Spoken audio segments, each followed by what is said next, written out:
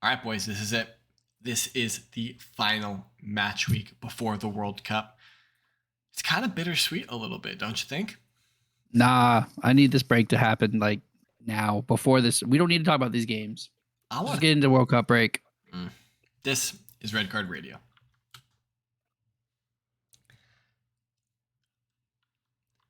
Good morning, good evening, good afternoon, whatever you're listening from. Thanks for tuning in. Red Card Radio is a weekly look at the Premier League from three friends who support different clubs. As always, I'm James. I support Arsenal. That's Brad. He supports Chelsea. That's Sean. He supports Tottenham.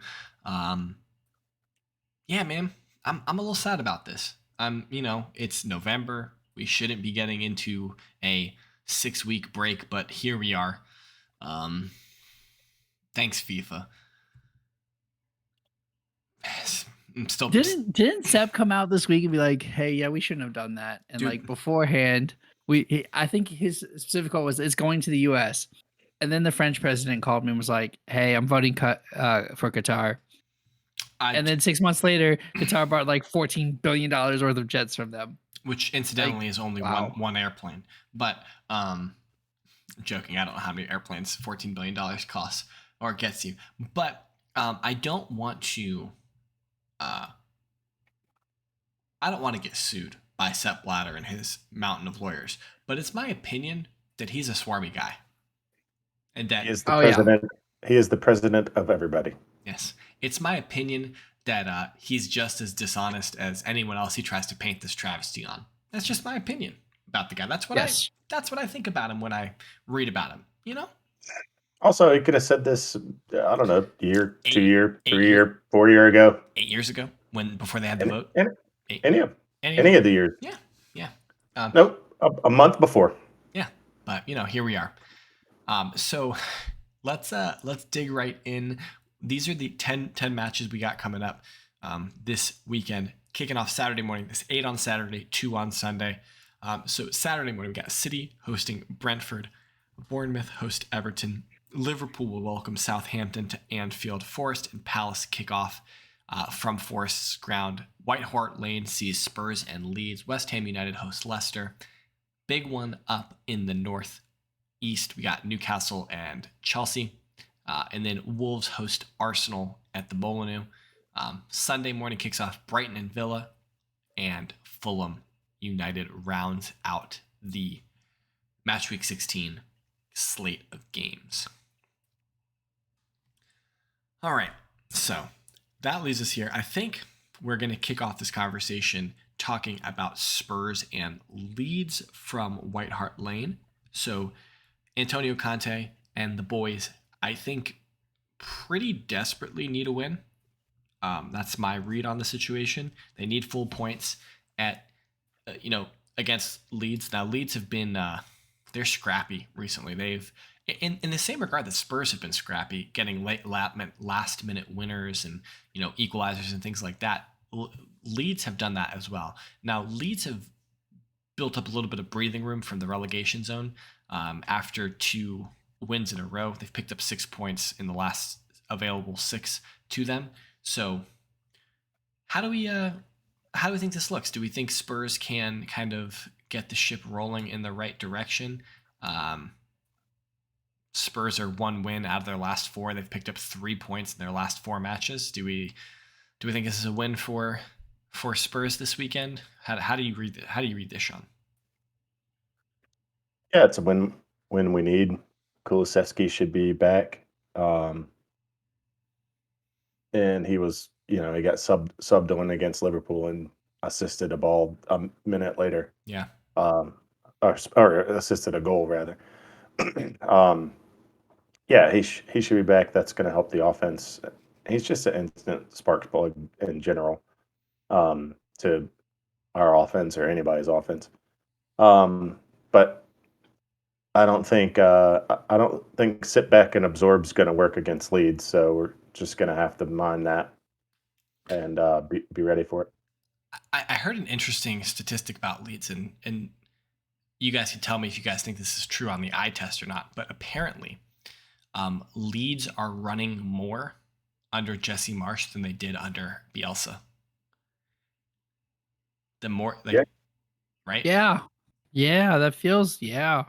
So this is a weird situation for Spurs, I feel like, because in all honesty, Tottenham should come out and they should impose themselves on this match.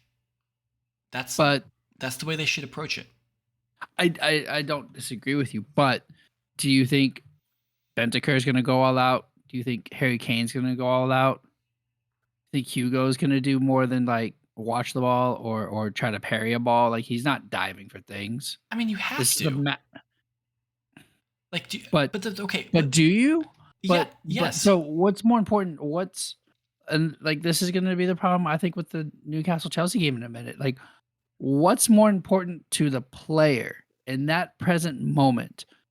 You're saying they're is looking this to the World Cup. Leeds game, or are they trying to make sure that they're healthy enough to play for their country? I think that would be terrible. Like, this week, I don't know, man. Like match week 15 was a great week. Like free flowing ball, goal scoring everywhere. I don't think that happens this week. So do you think that the only two teams that come out to play this weekend are Arsenal and City? Probably because it's their second and third tier teams. Right? Does all of Arsenal come out and play? No. Why not? They freaking better. Xhaka's going. Saka's going. Jesus is going. Martinelli's going.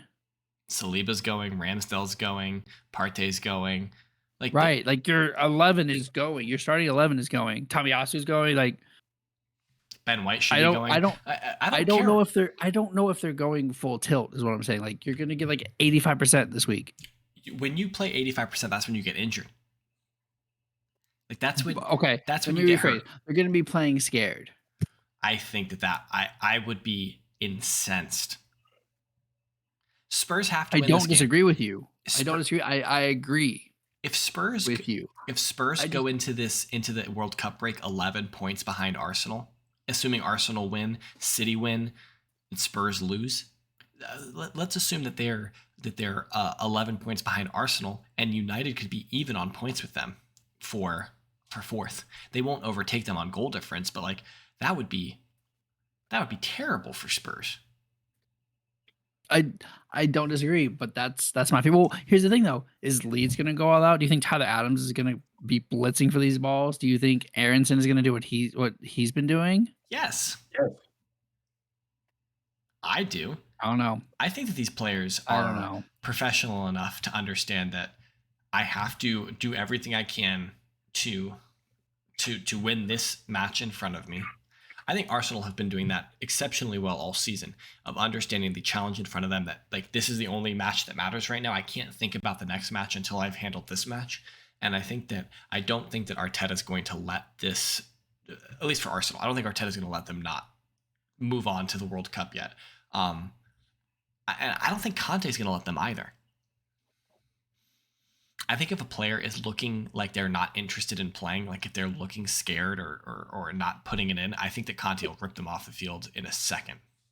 And the same thing with Jesse Marsch, because Jesse Marsch can't get embarrassed in this game. Yeah, they have a little bit going for them, but if Jesse Marsch gets embarrassed in this game, and like Southampton and Wolves pick up points, or Nottingham Forest pick up points. No, Wolves won't pick up any points. But if Southampton and Nottingham Forest pick up any points, like they're not free from the relegation scrap. They're only 3 points away from 18th.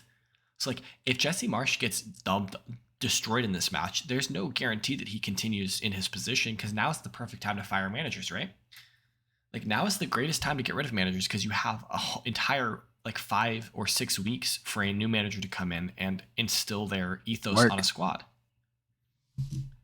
Yeah, I don't know. I mean, it's my fear for this weekend is so that's kind of your fear as well going into the Chelsea, the Chelsea match, Newcastle? Right? Newcastle, yeah, Chelsea, Newcastle, yes. I'm also interested to see these lineups, right? Like how many of our younger guys are going to play because they're hungrier, because they're not going to the World Cup. Do you you think Graham Potter plays a younger squad because they're not going to the World Cup? I don't know if these players are going to want to play in this game. They've been wanting to play now to get into condition and shape. This is the last game before the World Cup. So you're telling me that Graham Potter's throwing out a game against a team that's in front of them in the table just because the World Cup's coming up? Chelsea I'm also saying have that to win I this think game. I agree. I don't think we do. Chelsea need all 3 Even points. I don't think we get it this week. No, But you're I away at don't. Newcastle. You're probably not, but you need something. It's a big game. What an indictment! It's a huge game. What an indictment of Chelsea Football Club that we're saying. I don't think that they're not going to. I don't think. Go to I don't. Newcastle I think and this is get points. I think this is a. I think this is like a Premier League wide. I think this is like a soccer week like problem, football week problem. Like I think you're going to see a lot of players not stepping on the gas. Like, do you think Richarlison is going to risk playing against Leeds He's not going when to he play. got the call up to? But he's healthy. Do you think Kulusevski risks that if he gets the call up? I think so. Not in the World Cup. Italy's out. He's Never not. mind. Sweden. Italy's not in the World Cup. Never not- mind. So Kulis- Kulusevski probably. He's not Italian. Oh, Kulusevski is I mean- Swedish. All right. Yes, I do think Kulusevski plays really hard in this match because he needs fitness. He needs he needs to get match fit for the World Cup. I don't know. Charleston hasn't played in 3-4 weeks. This to me seems like it would be like a perfect time to use that as an excuse. Like it seems to me that like you're preparing an excuse for Chelsea to get battered by Newcastle this weekend, and you're gonna. No, I don't think so. I think it's probably going to be a similar scoreline to Arsenal at the weekend. I think it's another 1-0 To Newcastle. You think Newcastle's going to to beat Newcastle. Yeah. I mean, I would hope for Chelsea's sake that's all it is. I don't see how Chelsea, even if they go all out, get a result here. Newcastle are on fire. They are. They really, really are. I insulted Scared Eddie not to play Howe them. when they were 3-6-1, and I said, "Look at them putting along. That's cute." And then they won 4 straight. Yep. And now they're 4-6-1. And big wins. Now they're 7-6-1. Yeah, they beat And like Everton, Tottenham, Villa, Southampton. Like with multiple goals in every game. Yeah. Like they were the other teams mostly were not in those games. Maybe the Tottenham one's the exception, but most of those games, Newcastle were dominant too. Is there a more informed team right now than Newcastle? Do you guys think? I don't think in the league. I mean, City and Arsenal. besides City and Arsenal. Well, I mean, No. if you look at the last 5, No. Arsenal and Newcastle have a loss. have picked up the same number of points. So, Yeah. but City have picked up 2 less because they have a loss.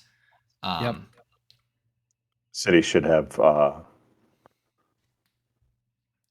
They should have 2 less than that too, because they should have a draw at Fulham. Yeah, but here and that's kind of my point about like most informed team. If you look at Arsenal, Arsenal haven't been playing particularly well. They've been winning matches, which is important, but Newcastle have been winning matches. They've been just like destroying teams out here. So I don't know. I think Newcastle are the most informed team in the league right now. So I would not want to be playing them right now. And so even if Chelsea were to go all out with their best team, I still would think that they would have an incredibly difficult time beating Newcastle at home. Yeah, I agree this week, especially with the form that they're in and everything. Yeah. Do you think that Brighton and Villa will be any more interesting, or do you think that this also is another situation where? So, I don't know how many players from Villa are going. I don't know how many players from Brighton are going. Right. I think that and you have 2 brand new managers where players are looking to impress. So if I'm not at the top of the list to be going to the World Cup, like by the time these matches happen, we'll know who's going and who's not, right? Like this week, all the rosters will be announced before kickoff. So if I'm not going, and I don't think there's a lot of players on Brighton or Villa that are going, right? Like Watkins might sneak in. And Trossard, I don't know his nationality, so I feel terrible. But like he probably gets in. I think it would be safe to say he's French. I'm not making any more guesses here. I messed up on Kulu, so I wasn't gonna go again. So like this should be a good game of football because there's not a lot of players looking forward. The only thing they're looking forward to is a break. So let's run and gun as much as we can because we got 5 or 6 weeks of practice and maybe like a scrimmage. Kind of sounds like all the teams are going to be trying to plan at least 3 or 4 friendlies. Yeah. I know Arsenal are lining up at least 3, maybe 4. I think Chelsea are starting that process. I think there's like 1 or 2 on the books already. Probably another one. Trossard is Belgian. Will probably make the team. Owned. Yeah. But to be You said French. So you owned yourself there. Do you happen to know where Belgium is? I think it's next. It's like next to Croatia, right? Like it's like it's more north. Like basically Russia, right? More north. Yes, it's right next to France. Yeah. You knew I was trolling, right?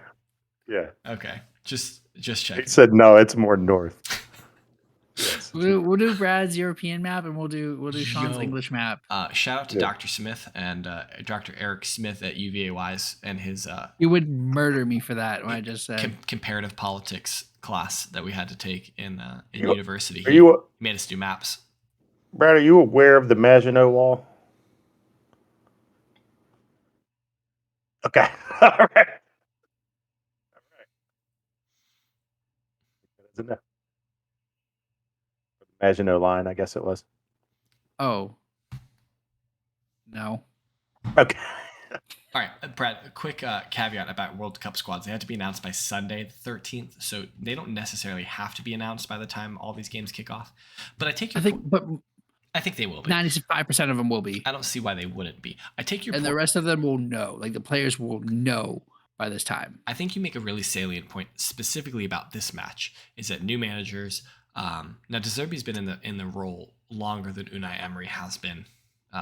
So there's going to be less of like people trying to impress De Zerbi comparatively to Emery, because he kind of knows De Zerbi's kind of knows what he's got. Now. He's got an idea at Brighton, whereas Emery is definitely going to be getting a feel for what his squad has. I think Unai is going to be trying to just like get through that match, try and get a win if you can, just to kind of set yourself up a little bit, but like don't get embarrassed. Get into the World Cup break so you can really start assessing the squad, seeing what you need, and then building the momentum going into the second half of the season. So I think if there's a game to watch this week, I think it's probably that one. I think it's maybe the most interesting match of the week, in terms of teams that will be trying things, going for it. I forgot what I was going to say. It's all good. But yeah, no, I think I take your point about that match specifically. Now we've highlighted this Fulham United match, and I think I if I'm not mistaken, I was the one that wanted to talk about this match. Now, and I think the reason why I want to talk about this match is I kind of feel like Fulham are in a similar. I feel like they're similar power levels to Aston Villa, right?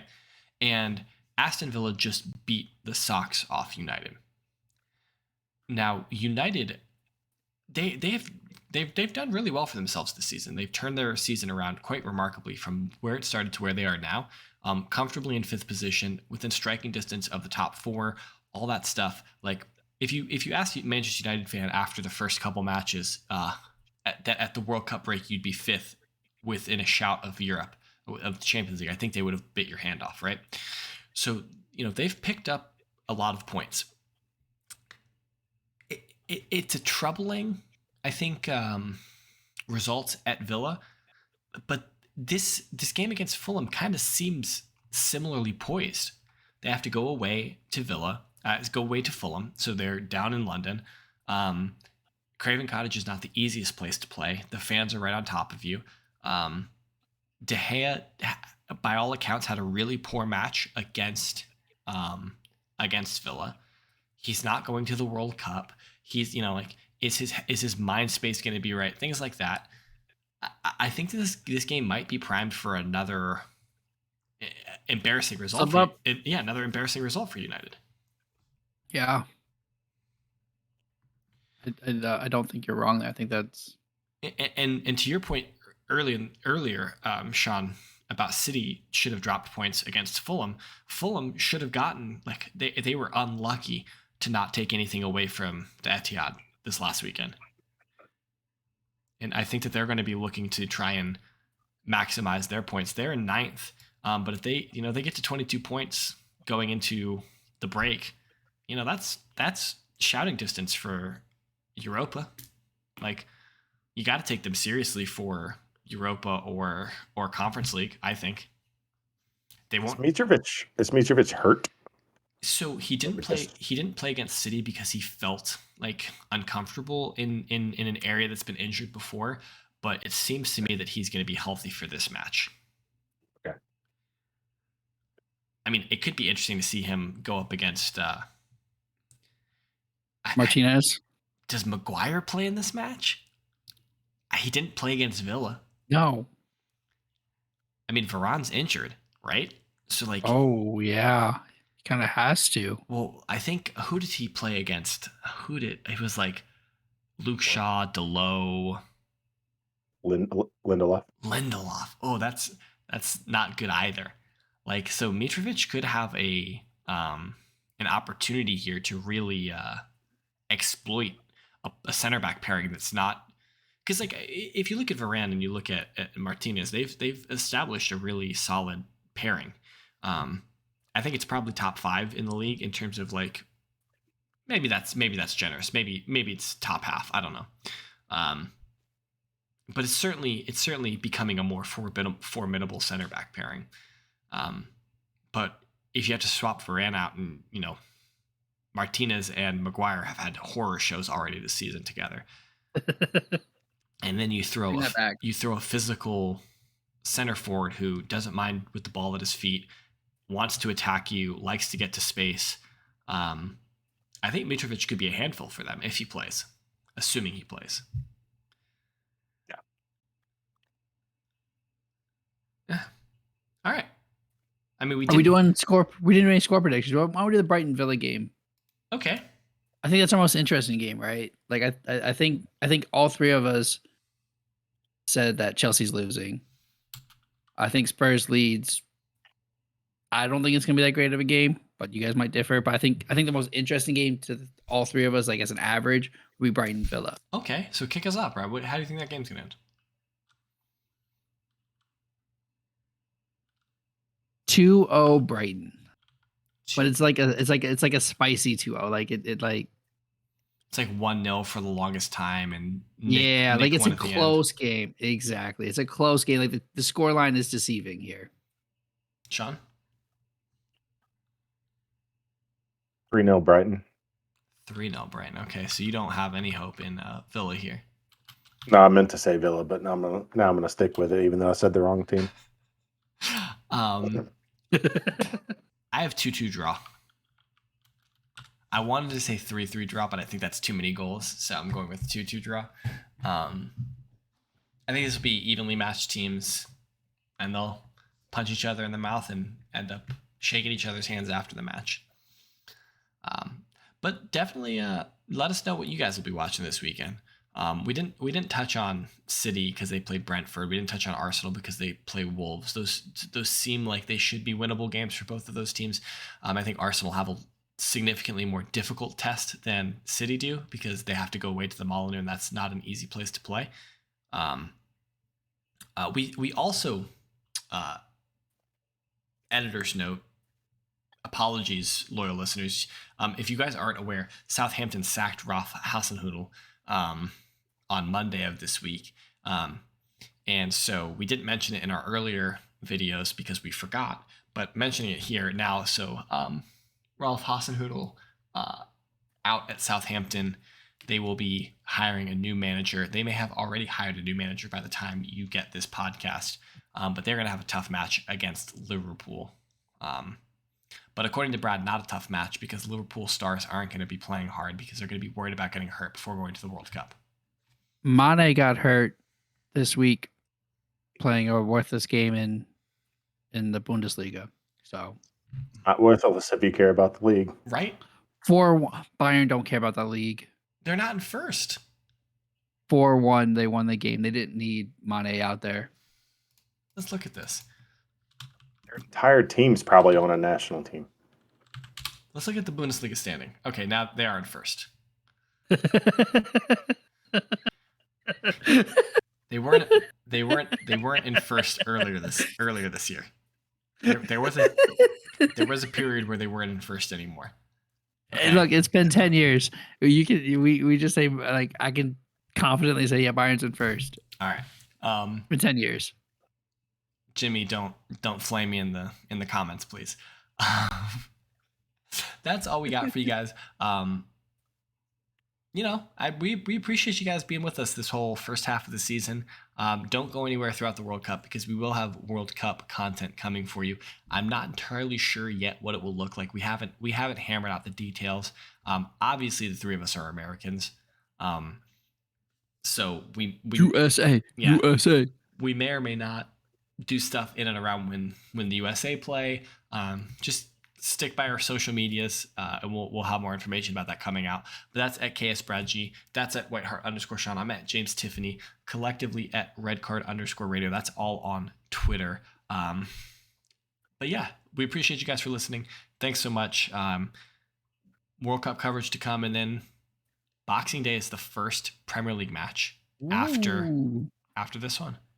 So day after Christmas, Boxing Day. It should be a good one. But until that time, we appreciate you guys. Have a good weekend, and let us know in the comments what you guys will be watching. Good night.